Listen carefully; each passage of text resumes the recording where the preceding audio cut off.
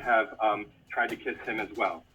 Today's today's agenda is I would like to share my story and kind of my professional delve in the world of ASD. I came a little bit differently, and I thought this speed presentation would be a great way to do that. I'm going to show some data for my presentation, which is going to be totally crazy for what is now probably less than 8 minutes, and then I'm going to try to wrap it up for some tips for everybody. This is where I got started in this repair shop. I was taking a client home one day. This was all in undergrad years ago. He asked me what I was studying. I said, child and family development. He said, I got this friend that works in this place that they deal with these severe problem behaviors and aggression, and you should check it out. And I was like, I don't know about all of that. So, but I nonetheless needed a job once I graduated. So this is where I ended up. I started in this building at the Marcus Institute just after it opened, and I worked my way up to what would now be considered a BC ABA level. I took on a new case, was running a functional analysis, running all over the room, talking with the parents, and they said, oh, are you going to study ABA when you go to graduate school? I said, no, I'm going to do marriage and family therapy. They said, oh, we can be your first client. Fast forward to graduate school, I ended up I got my master's, I got a PhD in counseling. I needed a dissertation. My wife, who is actually a BCBA, behavior analyst, said, you should work with parents, because sometimes I can't address all the things that I need to do. So I said, great idea. So go to my dissertation. I needed to make a case for my study. If you look at the literature, there's many ASD interventions that require parent training. It's slightly inaccurate that insurance companies, while they require it, they can't. But a lot of these ASD interventions require caregivers to take on the clinician role. They're not always effective. So why? Research literature says parental stress. ASD parents experience more stress than other parents. It's around a lot of things like the diagnostic process. You know, Allen and Warzak, they talk about a lot of other things that kind of outside of treatment effectiveness that get in the way of good ABA intervention. So what do? A lot of research talks about, for parents, there should be some form of couples therapy, parent intervention. So I said, all right, this is great. I think I'm making my case, and I'm sure a lot of us professionals and families alike can identify with the beautiful people, because should we all look like that in these pictures, and of kind of the dynamic of what's going on in the family. Research question: to what extent does couple therapy improve the marital relationship in parents that have a child with ASD? Pretty simple, right? Couples, and the hypothesis, what I think will happen is that couples therapy will have a positive impact on the marriage of parents that have a child with ASD. The design, non-concurrent multiple baseline across participants for non-ABA folks. I would take some baseline data for 3 participants, and I would stagger the intervention in the couples therapy. And if there's a change between the baseline and the treatment intervention, then we know we've had some effect.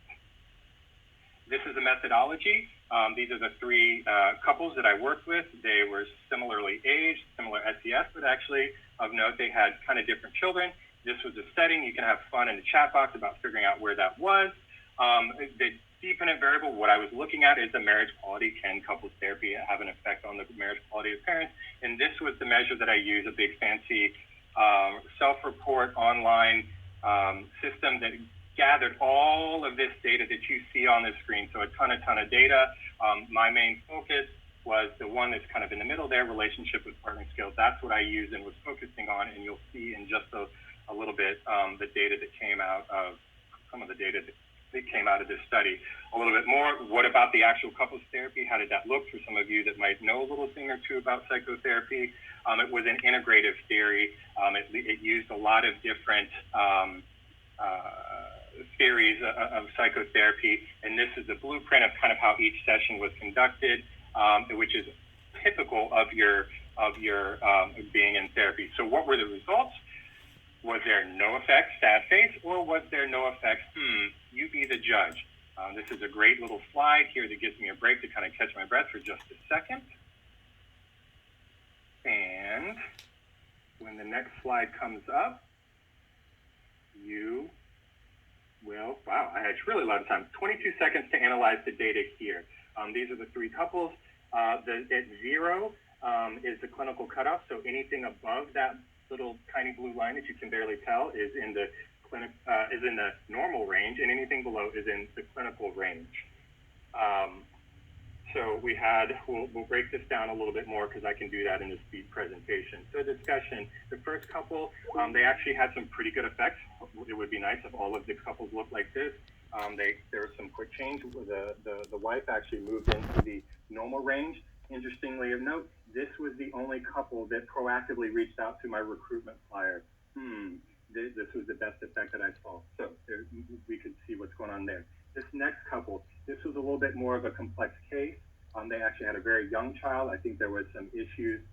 They were struggling with coming with the grips of the diagnosis. We initially saw some good effects when the treatment was introduced.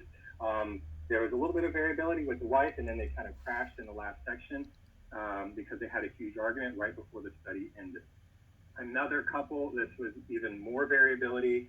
There were some methodological issues. Would have liked to drawn out the baseline just a little bit more, but there was some aggression that was going on in the family around the child who had a de novo genetic mutation. It created another really chaotic environment in the family. So there was the work in the couples therapy was kind of limited. Speaking of limitations of this actual study, sample size.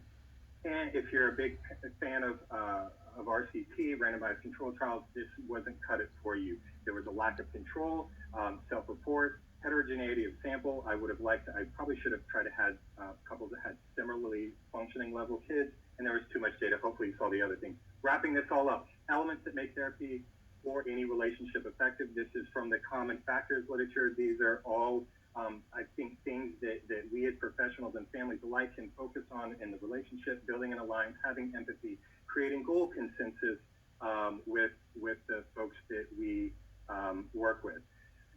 I put this slide in because it came from another presentation, but I just thought I'd talk about emotions. How do we deal with them? I think the best recommendation is to embrace them. We all have them.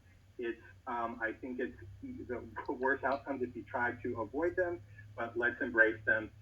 Because when we embrace them, our kind of deeply human responsiveness, as this quote says, some pretty good things happen. Take-home message for professionals and even families alike, what's your agenda when it comes to the work that you're doing together and kind of forming this professional relationship? Do your goals match the families? It's all about the relationship. I'm a relationship guy as a family therapist. Or was doing family therapy. For difficult cases, you should always try to find a hook for caring. This was something that was first taught to me. No matter what the case is, there should be some way to care for the person that you're working with.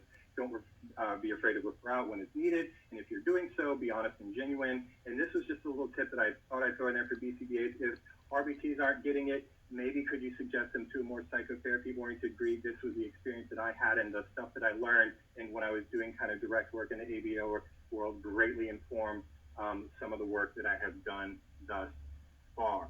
So I think I made it. I'm actually not really sweating. So this is good. I hope you enjoyed this, and this was great. Bravo. Thank you so much, Jason.